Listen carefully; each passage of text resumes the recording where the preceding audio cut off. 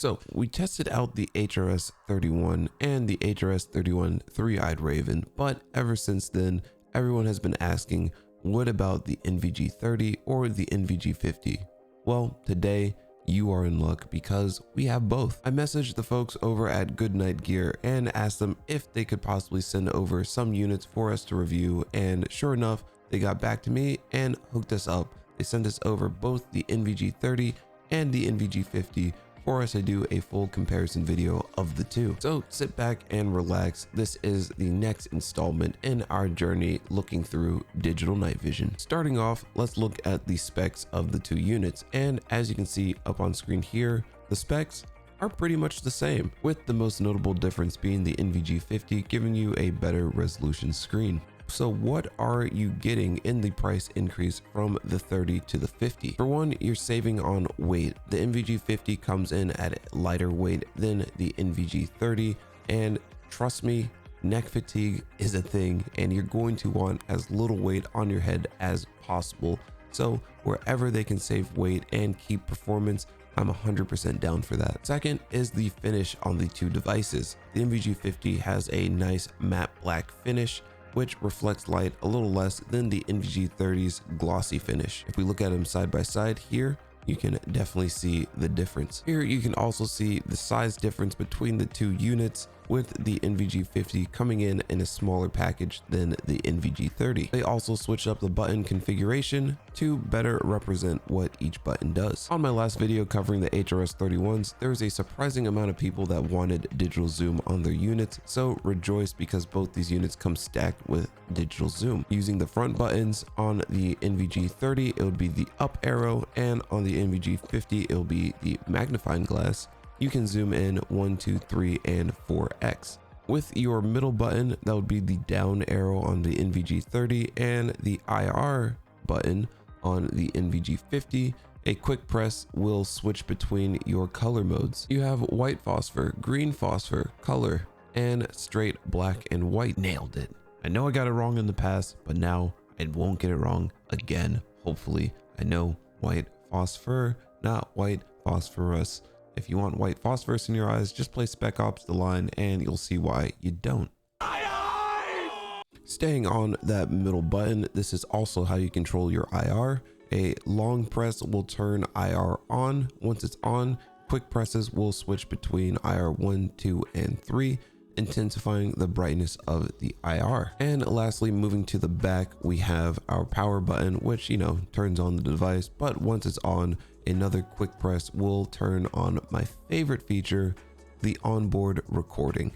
One quick press, once the device is on, we'll have the red recording lights that we are all so used to at the top there, and another press will turn that off. There's also a whole settings menu we can dive into, but I'll leave that for a later video if you all want that portion of it. The way it comes out factory is perfect for me. It is in 40 FPS mode, and that's all I need. And if you are using this for airsoft purposes like I was, you'll also want to leave it in 40 FPS. You get less low light capabilities, but 40 FPS over 30 is a world of difference to your eyes and makes this device way more manageable and usable in close quarters environments. Now, you may have noticed I have these two devices set up in two different mounting configurations.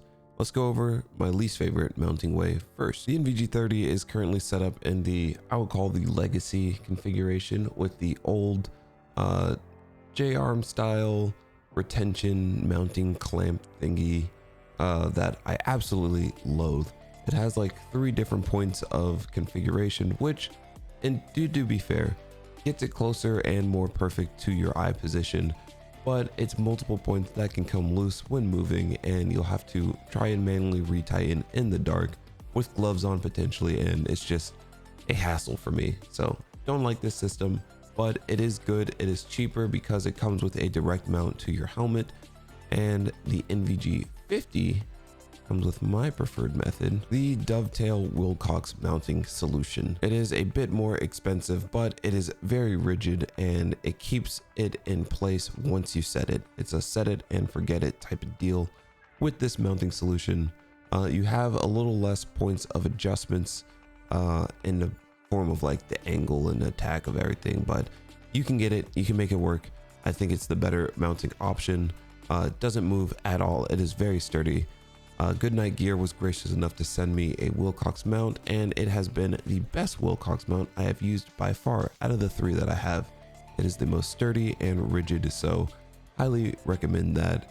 And with the dovetail shoe print, it becomes a tool, like I said in my first video on the HRS 31s, that you can now get into digital night vision and slowly collect the goods you need for analog night vision if you want to go that road down the road, and already have it and get used to it, used to the controls and everything too. So I think it's a great tool to use as entry, and I'm just blabbing at this point, but definitely like this mounting solution better. So now that you know how they work and how to mount them, how about how do they feel? To do that, we're going to the range, baby. Starting off with this first set of clips, this is filmed in an urban environment back in the neighborhood, and it's to represent probably the main spots where you'll be playing airsoft, not necessarily deep in the woods with no ambient light, but not necessarily in like the middle of a city where you'll have a lot of ambient light. We're currently using the NVG 50 with no IR turned on, just the ambient light from the houses around us. It's a little after sundown, so it's going to get a little darker as these clips go on. It is also a couple of days after a new moon, so we have barely any moon illumination going on here. That's going to end up being the theme of these recordings. I have not been able to get a new moon or a full moon situation going. Every good moon day was followed by rain and clouds blocking that perfect moon, so we have to work with what we got. We're going to start off doing some drills here in a second, and yeah, so far I had a pleasant experience with the NVG 50. The 40 FPS definitely is easier on the eyes. The latency isn't as bad when moving and shooting. I did quickly switch it to 30 FPS in the menus, and that was, for me at least, completely unusable, so I mainly stuck to the 40 FPS. We are rocking the EG Ingall, which is great, and we'll be using that for some illumination of targets with the beautiful IR illuminator built into it. And we'll be using the IR laser on a couple different settings. Right now we have it on low, but I think later on in this we boost it up to high. Target acquisition was good. It took a little bit of adjusting for my eyes to get to that 40 FPS level, but after a couple of minutes, it was a nice smooth transition. At close to medium range, I could easily identify the silhouettes of these dummy targets and accurately transition between each individual one. Pushing our distance a little further back to the smaller metal target, as you can see, I was able to identify that and put accurate shots onto that target. And as these clips get darker, I can gladly inform you that it is actually darker in the recording than it is IRL. I would say it's darker by like 15% at least. There was a lot more light and less noise on the screen, and that's due to the limitations of the recording. You may also see some glowing BBs fly by. I'm just using a grab bag of tracers and regular white BBs that I just use for like testing and performance of my guns rather than range and accuracy. So if I'm missing shots, that's why. We have now moved on to the peak darkness of these clips. We've lost a little bit of detail in the far background, but still in the foreground, things are fairly clear. Once again, about 15% darker than what you would see IRL. And we do still have some ambient light from the houses around us illuminating some of the backdrop. But yeah, it's getting pretty dark, but this thing is still keeping up fairly good. And right here, we are back out again. It is raining, so we can attest to the waterproof rating on this. It didn't fail me in the rain, but we were testing out the different IR levels. We have 1, 2, and 3, and off, just cycling through that, just so you can see what it's like with IR. But a big problem with IR lights on devices like this is you can't aim down sight. The second your optic gets in the view of that IR light, it will just reflect back into your face and you are blinded. This is why I prefer, for airsoft purposes, using a IR light on like your weapon or your pack or something like that, rather than relying on the IR light on the device itself. But I can definitely see the IR light being useful in situations where you're walking around and exploring. Just for the sake of this video, we're keeping it to airsoft and gameplay, but there definitely is a use for it. Decided to try another drill when we're out today and test moving and shooting once again. This time we're going to shoot from standing, run back, standing again from a further distance, take a knee, and then lay down prone for the far target. And I was pleasantly surprised of my ability to stay on target, and the device itself did not get in the way too much. Now looking at the footage, I did realize I was aiming a little bit low at times, but yeah, we'll correct that. Oh, dude, you shot him in the dick. And now we move on to the section I like to call, oh, but wait, I already have analog night vision. Why would I need this unit? I'm glad you asked. I took this unit out to Operation Stonebreaker, and during the nighttime portion, I handed it off to my girlfriend to record us and all of our nighttime shenanigans. Coming in at around $500, it is way cheaper than the other go-to digital recorder for people using night vision, which is the Psyonix Opsin. This did a great job as a low light camera and was able to get us some pretty cool shots of us in action.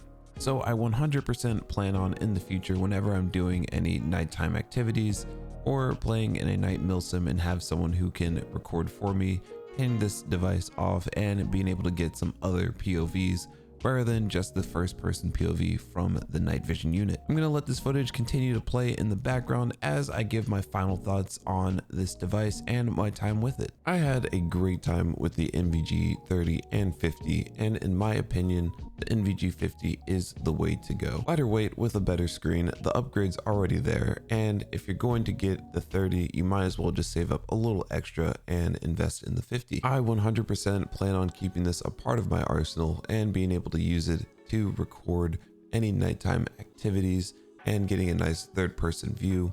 But if you don't have analog night vision, this is a perfect intro to getting into night vision. And aesthetic wise, it doesn't look too out of place from your normal PVS 14, so you know, you get the cool factor also. This video right here is just the initial impressions and overview of my time with the NVG 30 and 50. This is tailored towards my experience and how I use it in my application, so stay tuned for a full breakdown video of digital night vision. We'll be comparing the NVG 50, the NVG 50, the NVG 30.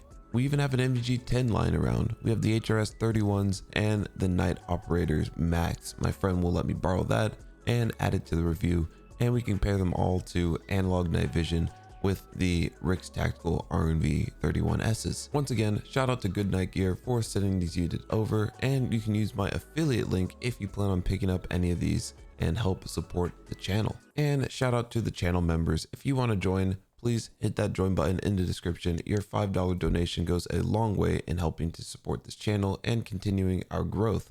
But if you can't do that, hit the subscribe button, leave a like. It goes a long way in our discoverability. As always, stay safe, have fun, play airsoft, conquer the night with either analog or digital night vision, whatever fits your budget.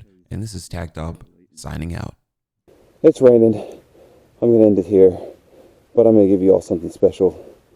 We got it lined up.